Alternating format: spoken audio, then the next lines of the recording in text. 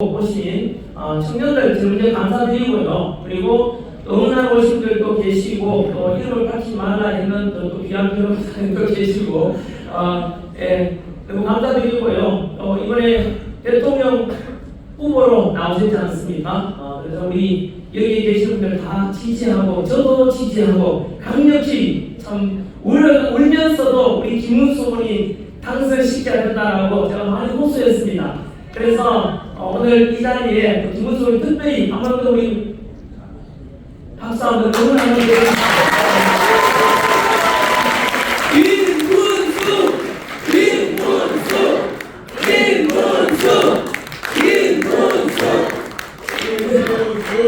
네, 감사드립니다. 감사드리고요.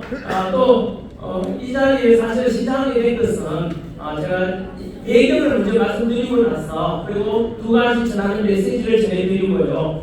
그리고 이거는 제 인생 시기인데 그 어르신들 보기에는 좀 쑥스럽습니다만 제 청년들한테 제가 25년간 경험해서 이렇게 해보니까 좀 편하해서 긍정된 것 같아가지고 청년들한테 메시지 이따가 말씀 전하도록 그렇게 하겠습니다. 네, 먼저 오늘 6.25 75주년 기념일입니다. 그래서 이 뜻깊은 날에 또 출범식하는 것은 오랫동안 각인되지 않겠나 그런 생각이 듭니다.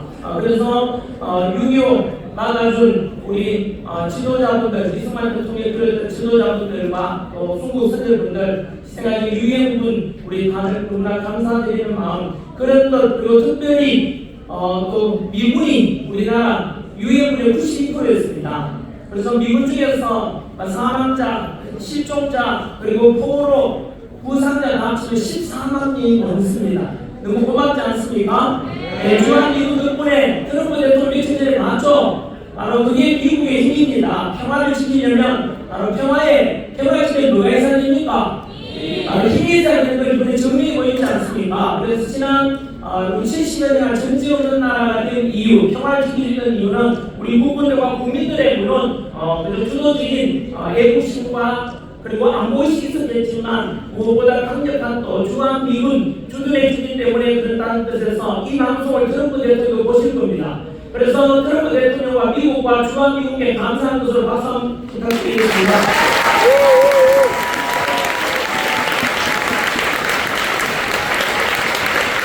오늘 한국 청년 지도자 아카데미라는 곳에서 출범하게 된 배경을 잠깐 말씀드리면은 요즘 제가 만나는 청년들마다 보통 무슨 이야기 하냐면 만나는 청년 그리고 전환 뉴스에 통해서 제가 이야기하는 게 청년들이요 업그레이드 되고 싶지 않냐, 끊임없이 청년의 나이 때는 본인의 퀄리티 또는 본인의 클래스를 높일 수 있는 일에 모두를 투자해라 라고 하면서 본보기로서 김진호 목사님 설교 말씀을 들으라 그렇게 제가 예를 계속 추천을 합니다.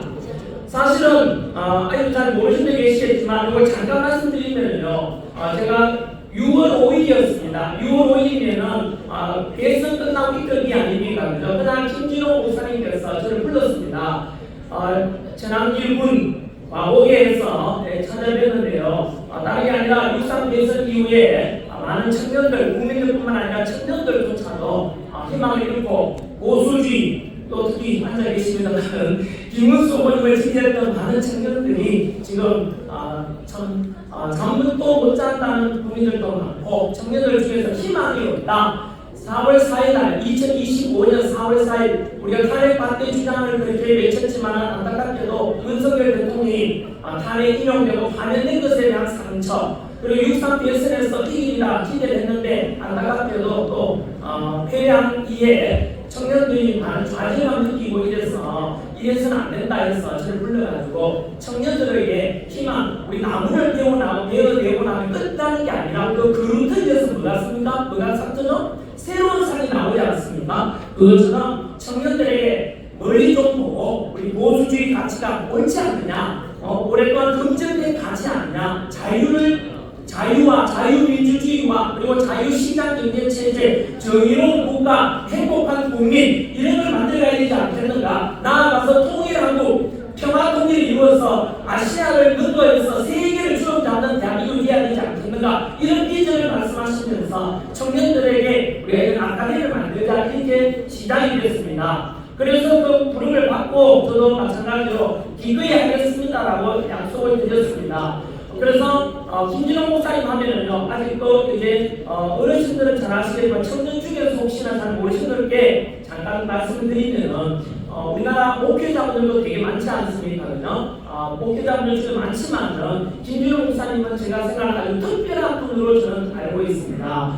목회 활동을 통해서 많은 분들에게 영혼의 또 구원을 주시는 그런 목회 활동뿐만 아니고요. 가깝게는 MB 정부가 되겠죠. 뉴라이트를 만든 상임 이사장으로서 실제로 보수주의 정부, MB 정부 탄생시키는데 가장 큰 공을 세우셨던 뉴라이트 상임 의장을 하셨습니다. 그리고 그 외에도 또 김문수 의원님께서 밤에 오늘 같이 계십니다만 든든하지 않습니까? 저희 경기도지사 출마할 때 또 후원회장도 지내시고 해서 김문수 의원님하고 또 김진홍 목사님은 또 각별한 이런 사이이기도 하시요. 여하튼 이렇게 해서 목회 활동을 통해서 죽어가는 삶에게 생명의 어떤 영혼을 또 심어주시고 구원하는 이런 목회자분의 역할뿐만 아니고 금방 말씀드린 대로 대한민국의 자유보수주의가 이렇게 다시 회복되는데도 큰 기여를 하셨던 것으로 저는 알고 있습니다. 제 개인적으로 김진홍 목사님을 알게 된 것은요, 아까 청년들에게도 보는 쪽쪽 제가 김진홍 목사님 설교 말씀을 수시로 들으라, 그러면 너의 삶이 클래스가 높아질 것이다 말인데 제가 그 중에 한 명입니다. 제가 사실은 대구에서 수능 강의를 할 때였습니다. 수능 강의를 할 때 우연히 한 제자가 찾아와서 지금 25년 전입니다.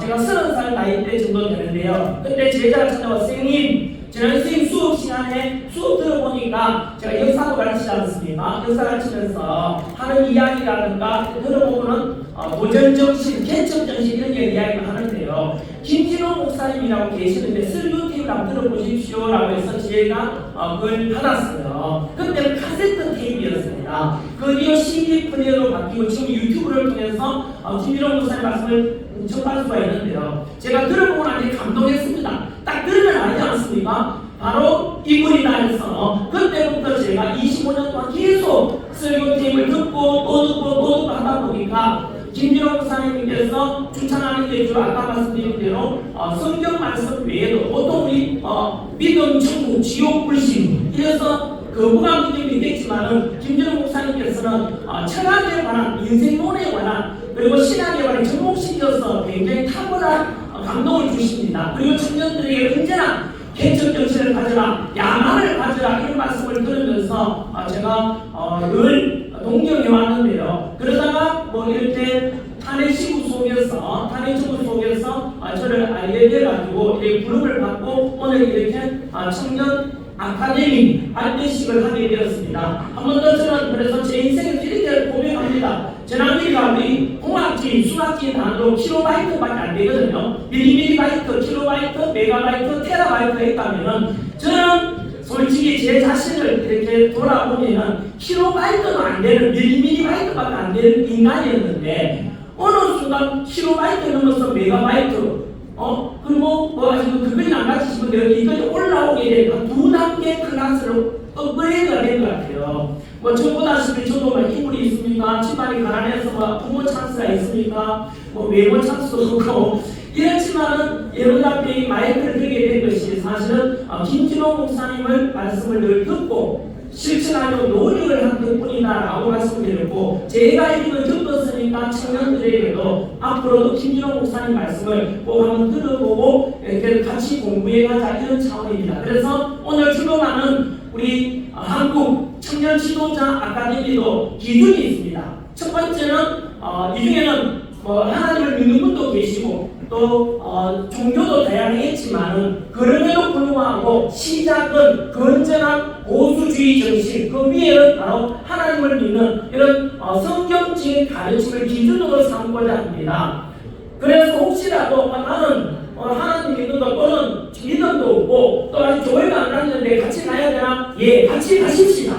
같이 다니다 보면 어느 순간에 가면 그 당시에 김진홍 목사님과 저랑 있으니 그때 같이 가자고 하는데 바로 이거였구나라고 언젠가 깨닫게 돼가지고 될 거라고 믿고 저는 확신을 가지고 한번 이렇게 같이 가자는 말씀을 드리고 싶습니다. 이렇게 해서 저희 지금 기준은 성경적인 기준, 그리고 김진호 목사님의 어떤 목표라든가 설교 말씀, 그렇게 해서 그 방향대로 가고, 오늘은 발대식이고요. 2주 뒤가 됩니까? 우리 3주가 되겠죠. 7월 12, 13 토일입니다.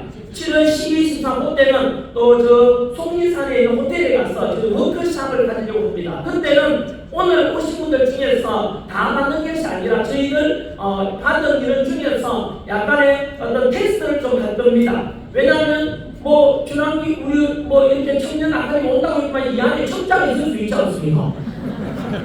있다니까요. 알 수가 없습니다. 김문수 그 안에는 나는 아니야 이런 것도 섞여 있을 수 있지 않습니까? 그래서 경쟁을 거쳐가지고 대한민국에 정말로 한국을 이끌어갈 미래 지도자가 될 수 있는 건전한 보수주의 정신이 있는가에 대해서 테스트를 거쳐서 한 108명 그때 선발할 겁니다. 108명 정도 선발해가지고 7월 둘째 주에 그런 프로그램을 해서 그렇게 한 6개월 정도 1기 교육을 하고 1기 그리고 2기 3기 이렇게 해서 아까 말씀드린 대로 그렇게 해서 제일 먼저 1기부터 들어오신 분이 프라이드를 가지도록 내가 바로 한국 청년 지도자가 1기 졸업생이다. 이렇게 결국 윤회가 만들어질 겁니다. 그렇게 해서 결국은 우리 세월 지나면서 그러니까 또 되지 않겠습니까? 그리고 오늘 김정우 목사님께서 우리 받은 안내문 있지 않습니까? 그 안에 보시면 오른쪽 글씨가 좀 작은데요. 김정우 목사님께서 어떻게 가치에 대한 것도 있으니까 봐주십시오.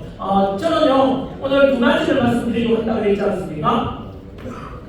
첫 번째는 김진호 목사님께서는 아마 이런 청년 아카데미에 대한 어떤 마인드를 어디서 가지고 오셨는가 하면 이따가 말씀하실 것 같은데요. 2부에서 일본의 요시다 쇼인이라고 있지 않습니까? 아니면 메이유신 동아시아에서 일본은 언제나 꼴찌였습니다. 중국으로부터 우리가 문화받고 우리 문화를 일본에 전해줬는데 어느 순간 일본이 역전해서 지금도 아시아 1등 아닙니까? 그죠? 그렇게 된 게 바로 뭐냐? 시대의 전환 과정에서는 어떤 마인드, 청년들이 어떤 마인드를 갖고 어떤 생각하느냐에 따라서 나라의 운명이 바뀌는 것입니다. 다 아시다시피 그 동아시아의 꼴찌가 1등으로 바뀌는 것이 바로 메이유신 아닙니까? 그 메이유신은 이론을 만든 사람 중에 한 사람이 바로 요시다 쇼인입니다. 요시다 쇼인이 청년들을 가르치지 않습니까? 그 가르침 받은 사람들이 뭐 대다수 약간 다릅니다만 오쿠 도시미치 그리고 사카모토 료마 그리고 사이고 다카모리 그리고 이토 이구미 우리한테는 원인입니다만 그런 일본의 베이징 만든 것도 한 스승의 밑에서 다 거의 나왔다고 보면 돼요. 뿐만 아니고요. 또 다른 예로서도 우리 일제강점기입니다만 우리 문치모라 간조라는 아주 훌륭한 믿음의 선배가 계시는데 그분이 가졌던 사상을 통해 바다비마에서 청년을 길러내는데 그때 길러낸 제자들이 동경대 총장들이고 오이라 수상도요 이런 많은 인재들이 배출돼요. 그래서 지금 육상 대선 이후로 많은 청년들에게 다시 태양은 떠오른다. 그리고 아까 말씀하셨지 않습니까? 새벽이 지나면 아침이 오게 마련이죠. 새벽을 깨우려고 그런 정신으로 가고자 하는 차원에서 출범하게 된다는 말씀을 드리고요. 제가 오늘 드리고 싶은 말씀은 두 가지가 되는데 아직 말씀 안 드렸습니다. 첫 번째는 오늘 6.25였지 않습니까? 6.25하면 떠오르는 인물이 누굽니까? 6.25 전쟁을 떠올리면 어떤 분은 메가드 장군 떠오르는 있을 거고요. 또 이승만 대통령이 떠오르는 계실 거고 또 국민과 국군 유해군이 생각나게 하겠습니다만은 그때 6.25를 막아낸 바로 이승만 대통령에 대해서 잠깐 말씀드리고자 합니다. 왜냐하면 지금 시국이 대한민국이 지금 왼쪽으로 기울어지고 친북 또는 종북 또는 친중 이런 정치 세력들이 현재 우리가 70여 년 유래 한미 동맹을 흔든다고 저는 생각합니다. 그리고 이런 속에서 한미 상호 방위자를 통해서 지금의 주한 미국을 주둔시킨 이승만 대통령에 대해서 한번 물어보고 싶어서 말씀드립니다. 이승만 대통령 어떤 이미지가 떠오릅니까? 라고 물으면 한 3단계로 나뉘어집니다. 이승만 하면 독재자 아니야? 양민학 사람하고 독재했다 하던데 많은 분들은 굉장히 죄송하지만 무식한 사람입니다. 아주 이승만이나 역사에 대해서 무지한 수준이고요. 이승만 조금 더 올라가면은요, 제대로 알면은 2단계 올라가면은요, 바로 이승만 대통령은 농지개혁, 즉 쉽게 말하면 우리 광복 무렵에 우리 국민들의 당연히 식민 지배를 받았으니까 78% 거의 80%가 다 소작농이었어요. 그런데 땅을 나눠준 사람이 누굽니까? 바로 이승만 정부가 들어서서 땅을 나눠주게 돼가지고 실제로 지금 우리가 60, 70년 되는 자식한테 공부시킬 때 소 팔아서 땅 팔아서 농 팔아서 공부시켰다는데 그 농이 바로 대부분 이승만 대통령이 농지기를 했기 때문입니다. 그뿐만 아니고요. 얼마 전에 우크라이나 미국 전쟁에서 젤렌스키가 아시다시피 트럼프 대통령 당선되고 난 뒤에 찾아왔지 않습니까? 우리 휴전하는데 이렇게 했다고 하니까 트럼프가 그냥 퇴장하지 않습니까? 왜냐하면 트럼프가 답이고 젤렌스키 우크라이나가 뻘 아닙니까? 무기지원을 받았으니까. 그런데 놀랍게도 우리나라 중앙미국을 주둔할 때는요, 이승만 대통령이 이 약하고 가난한 이승만 대통령 대한민국이 미국한테야 중앙미국 철수 나 반대해. 그래서 이승만 대통령이 거의 과거의 위치에서 중앙미국을 주둔시킵니다. 무슨 말씀이냐면 50년 6.25 오늘부터 75년 전에 6.25 전쟁이 발발했고요. 그리고 53년 7월달에 휴전협정을 했지 않습니까? 그 사이에 미국 대통령이 바뀌었어요. 트루먼에서 아이젠하워 대통령으로 바뀌면서 아이젠하워의 대통령의 그 선거 공약이 뭐냐 하면은 바로 휴전이었어요. 그런데 여러분, 우리 3년 가까이 전쟁 치르면서 너무 많은 사람이 죽었고 공산당으로부터 이런 감정이 있고 또 유엔군이 왔다가 16개국이 왔다가 철수하면은 우리는 미군 철수하면 안 되잖아요. 그래서 이승만은 나는 휴전 못한다 이랬습니다. 그래서 방공포로도 석방하고 이렇게 했는데요. 그래서 미국이 한소리를 합니다. 이승만 프레지던트이 제발 좀 휴전해도 해도 부탁을 했어요. 그래서 이승만이가 그때 알았다면서 조건 두 가지를 제시합니다. 그 조건 두 가지 중 하나가 우리 3년간 전쟁 치른다고 지금 정제와 국가가 엉망이었으니까 정제 원조 쪽에다가 무상 원조 약속을 받았고 그 원조 덕분에 우리나라 경제에 일어나는 운동이에요. 사실상 군주력을 매냈지 않습니까? 전쟁을 통해. 두 번째가 뭐냐면 한미 상호 당위조약을 챙겨달라. 쉽게 말하면 유엔군은 가도 좋다. 전쟁 끝났으니까. 하지만 미국만을 챙겨달라 해서 한미 상호 당위조약을 체결하게 되고 그것이 75년 지금까지도 우리나라에 전쟁 없도록 안아준 주한미군 주둔. 여러분 쉽지 않습니다. 가장 나약한 나라가 가장 센 나라를 주둔시켜달라고 했지 않습니까? 그 어떻게 누구 덕분이라고요? 이게 바로 2단계까지 올라온 수준이에요. 그래서 이승만 대통령에 대해서는 오늘 이 자리에 사실은 조평세 박사가 계십니까? 조평세 박사님, 제가 얼마 전에 추천한 세븐11이라는 책도 있고요. 또 김진호 목사님 책도 있고 조평세 박사 전국에서 제가 방송에서 이야기한 세븐11을 번역하신 분입니다. 세븐11이 아니라 메이든11. 세븐11은 헤비든이고요. 메이든11에서 아마 조평세 박사님이 앞으로 저희들 워크숍 하면 아마 강사로도 이렇게 초청을 할 겁니다. 조평세 박사님 한번 기다려 주시죠.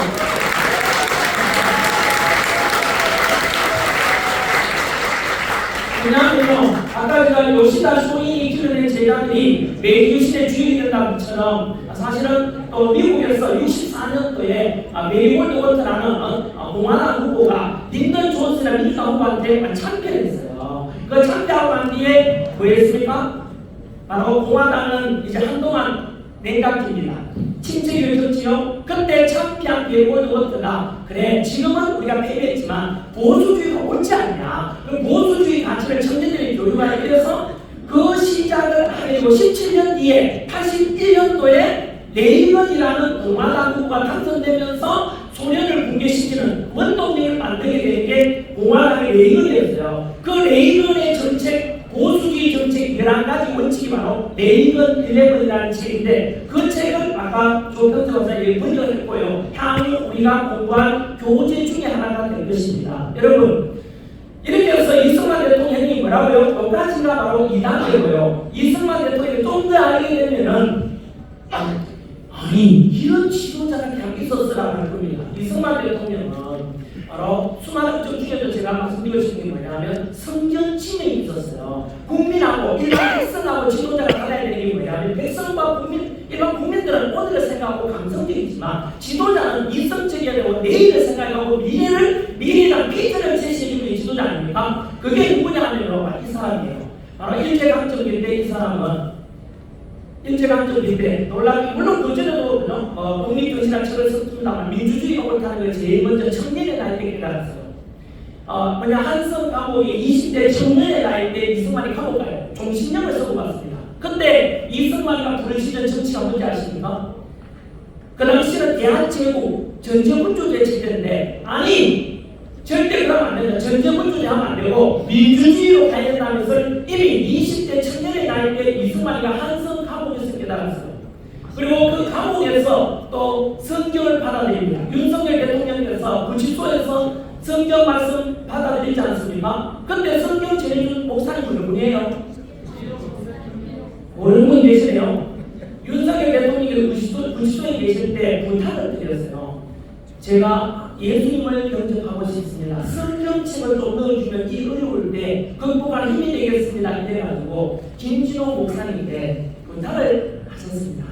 그래서 김진호 목사님이 또 일본말로 가오라 했지 않습니까? 그래 성경 사오나? 이렇게 이랬는 거예요. 그래서 사오라에서 김호사님 이렇게 사인해가지고 어차피 윤석열 대통령께서 구치소에서 이렇게 성경을 또 예수 영접한 것처럼 한성 감옥에서 이승만 대통령이 또 성경을 이렇게 기독교 신앙을 받아들이게 됩니다. 혹시나 오늘 이 시간에 다른 종교를 가지고 계신 분들 아까 말씀드린 저는 전통주를 한번 보여드리고 싶어요. 이승만처럼. 그리고 이승만 두 번째가 뭐냐? 민주주의가 옳다는 걸 첫 번째 제시했고요. 청년의 나이들 두 번째는 1923년 그러니까 조선공산당이 박은희가 25년 만들고 2년 전에 볼셰비크 혁명을 통해서 러시아 레닌의 공산화가 1917, 총 17년이니까 거의 6년 뒤에요. 그때 사회주의 공산주의 사상이 전 세계로 확산되는데요.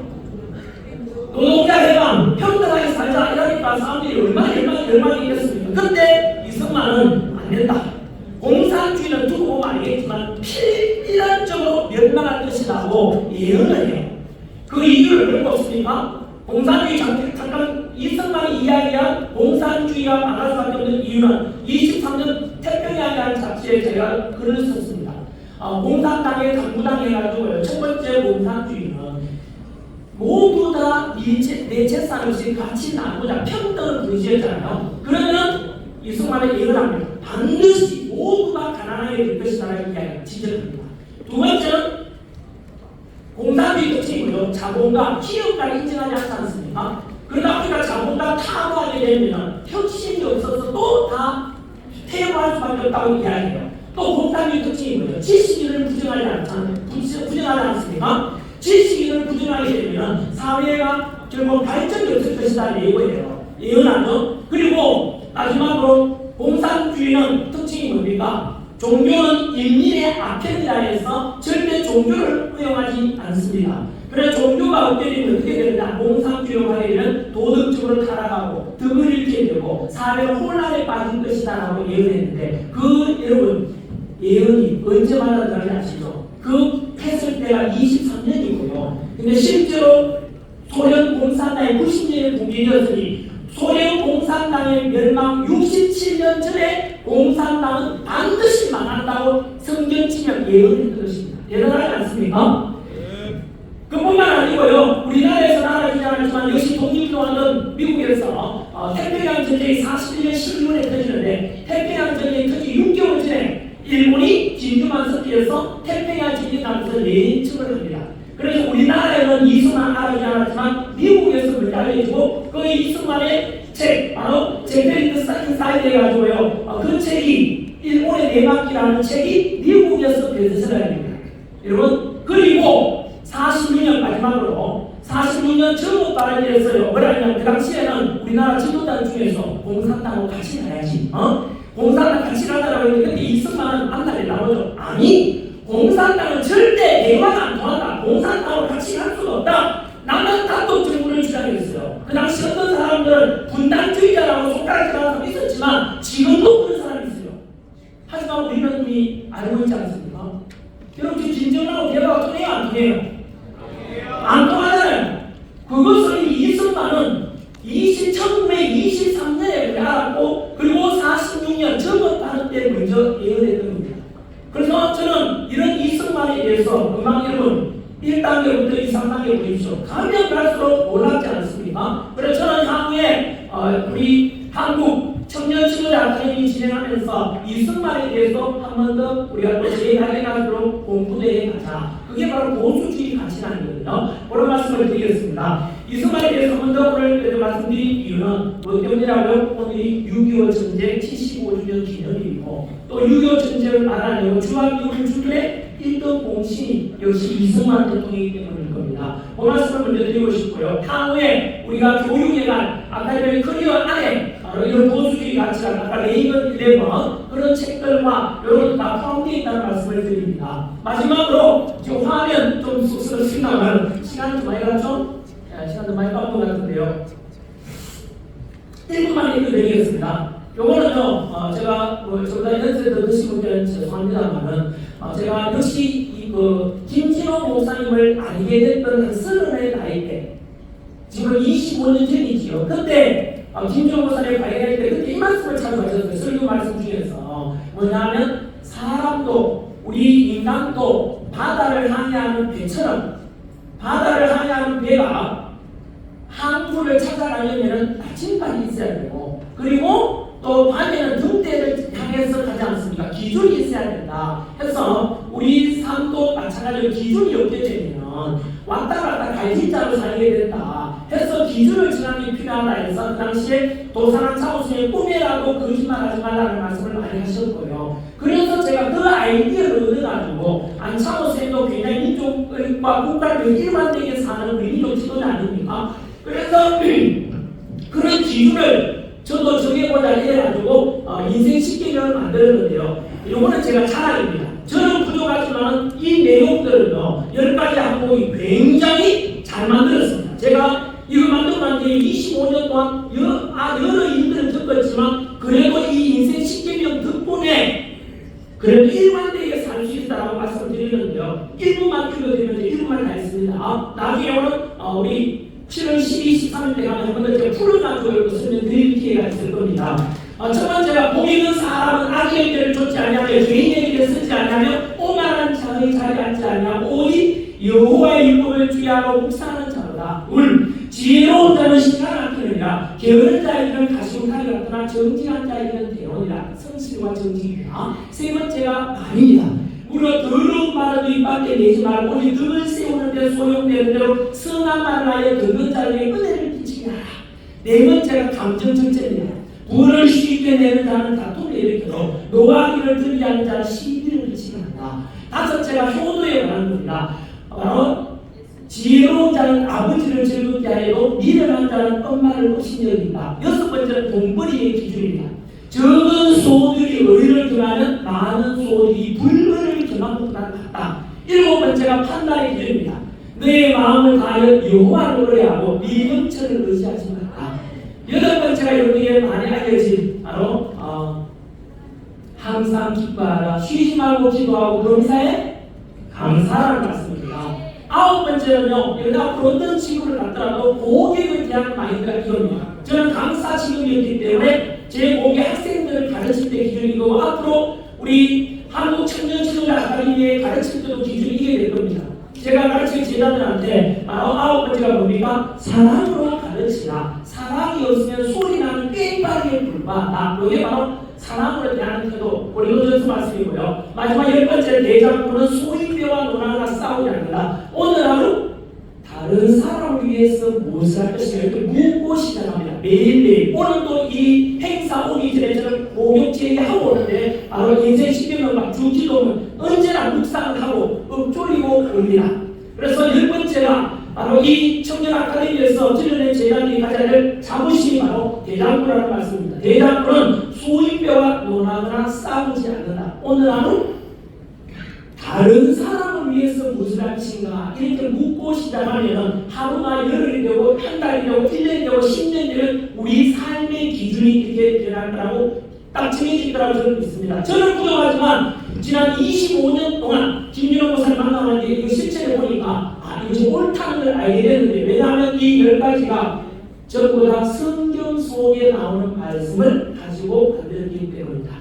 오늘 왔다가 다음에 안 올 청년들이 있더라도 꼭 이것만을 가지고 붙잡고 가면 큰 도움이 되지 않겠나 이런 말씀을 드려봅니다. 네, 이렇게 해서 첫 번째가 바로 6.25 전쟁 계기로 해서 이승만 대통령에 대해서 한번 제가 말씀을 드려볼게요. 있고요. 그리고 앞에는 김준호 목사님이 얼마나 훌륭하신 분이고, 그래서 실제로 저도 이 아카데미를 김준호 목사님의 말씀을 듣고 만들게 됐다는 말씀을 드립니다. 그리고 마지막으로는 부족하지만 인생 시킴을 가져가시면 큰 도움이 되지 않겠나 싶습니다. 자, 네, 좀 길었습니다. 그래서 강사의 뜻과 함께 또 청년들에게는 그렇게 가겠다는 비전에 대한 말씀을 좀 드립니다.